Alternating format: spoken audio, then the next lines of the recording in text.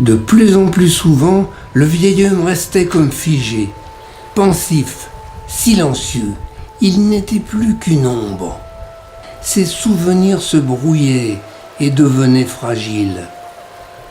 Alors, avant que sa raison ne soit emportée dans les brumes du temps, il n'avait qu'une obsession, une seule: comprendre le sens de son existence. On lui avait parlé d'un mystérieux chemin indiqué par une petite croix de pierre plantée au bord de la route. Depuis des années, il passait devant sans jamais lui prêter la moindre attention. Mais maintenant, son temps était compté, il ne pouvait plus rien négliger. Insidieusement, avec l'âge, le doute commençait à faire vaciller ses certitudes. Quel était ce monde familier dans lequel il évoluait? Et si ce qu'il croyait être la réalité n'était en fait qu'une illusion? Oui, une illusion. Le vieil homme restait persuadé que c'est au plus profond de la campagne que quelque part, dans un lieu oublié, dans un endroit improbable, il existerait une porte, un passage, et qu'il découvrirait là le message des anciens, bien caché, qui aurait traversé le temps, gravé dans la pierre. Vivre, oui, mais pourquoi faire? Il voulait savoir.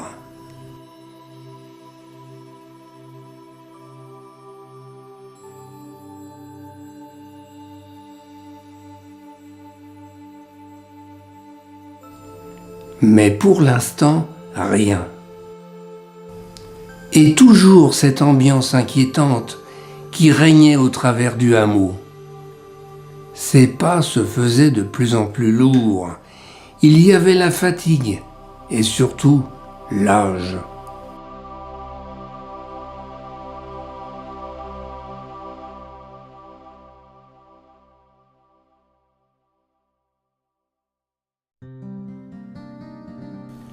Plus il avançait en âge, plus il devenait obstiné. Ses idées, autrefois un peu floues, devenaient des croyances tenaces. Rien ni personne ne pouvait lui faire entendre raison.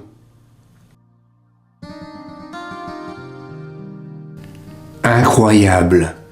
Plus un chat, pas le moindre animal. Ils avaient tout emmené. Ils étaient tous partis. Mais pour aller où? Le vieil homme était comme perdu. Il ne comprenait pas. Bien sûr, il avait entendu parler de cette mécanique quantique qui trouble les esprits et qui explique que l'on peut être ici en même temps qu'ailleurs. Trop compliqué pour lui, ça devait être plus simple. Pourtant, absolument personne n'aurait pu arrêter le vieux dans ses recherches. Il continuait à scruter désespérément les moindres recoins de toutes ces vieilles bâtisses. Mais il n'y distinguait rien d'autre qu'un vide effrayant, un vide qu'aucune trace humaine ne parvenait à combler. Rien, pas un indice, pas le moindre signe, rien. Alors, si tout était bien réel, il y avait sans aucun doute, derrière cette disparition, une raison, une volonté, quelque chose qui dépassait l'entendement. Il n'y avait pas de message gravé dans la pierre. C'est dans l'autre monde qu'il fallait chercher, dans le monde mystérieux où l'espace et le temps se rejoignent dans une création inimaginable. Mais le temps, justement, aurait-il le temps? Bon sang, il voulait savoir.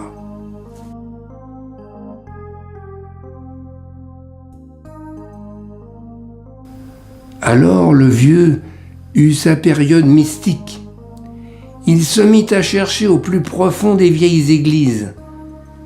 À n'en pas douter, les églises pouvaient dissimuler bien des mystères.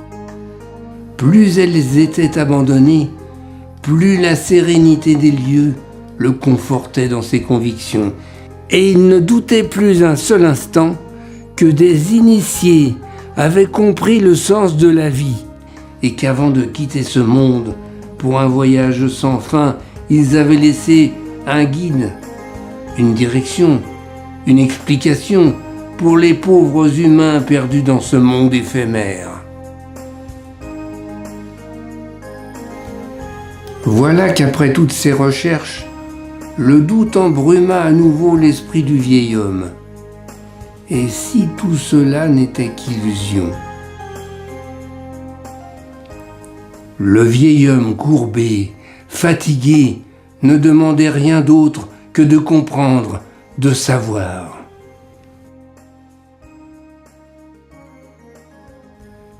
Un instant, il resta interloqué.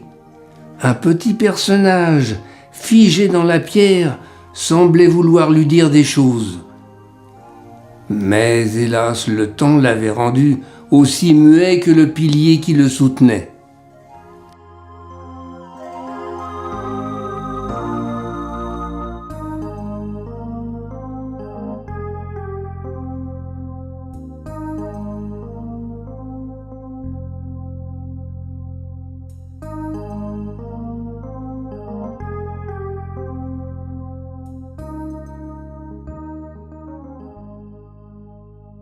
Un escalier.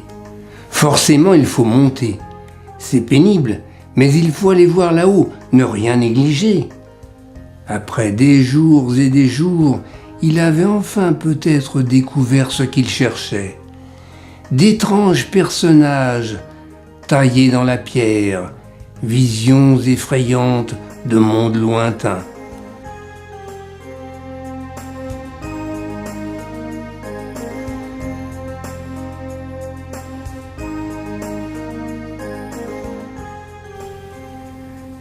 Illusion, la non-existence. Non, pas possible. L'espace infini, avec ses milliards d'étoiles, et le mystère de l'origine, avec le temps qui fuit, inéluctable. Pourtant, la vérité était peut-être là, tout près, à sa portée. Alors, continuez, encore et encore. Et forcément, il allait savoir. Et puis il observa attentivement tous ces étranges personnages taillés dans la pierre. Peut-être la représentation effrayante de notre destinée, d'un univers mystérieux. Peut-être un avertissement à notre humanité. Comment traduire cela? Le vieil homme restait pensif. Avait-il découvert ce que nous redoutons le plus? Que nous ne serions finalement qu'une poussière insignifiante et inutile?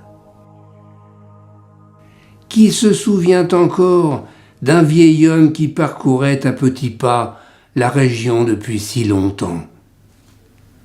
Il avait disparu comme il avait vécu, discrètement, sans un mot, emportant avec lui le secret espoir que la vie d'un vieil homme ne soit pas qu'une simple illusion.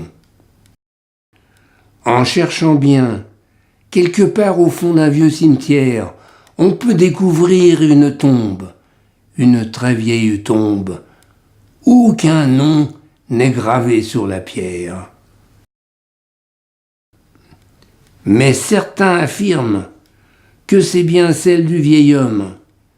Parfois on peut y voir une étrange lumière s'envoler vers le ciel, tandis qu'en tendant bien l'oreille, on peut distinguer dans une sorte de murmure des paroles énigmatiques qui semblent sortir de terre.